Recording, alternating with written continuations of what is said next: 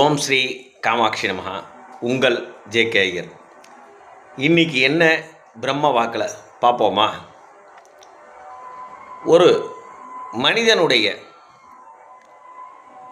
தரம் என்பது எப்படி ஊர்ஜிதப்படுகிறது?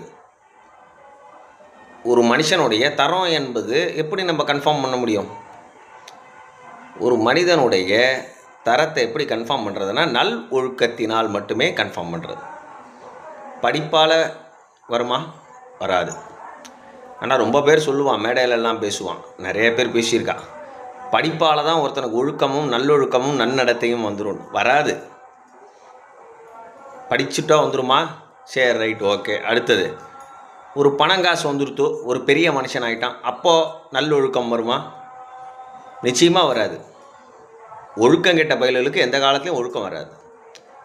ஆனால் எப்போ ஒழுக்கம் வரும்? இதை நான் சொல்லலை, திருவள்ளுவரே சொல்லிட்டார்.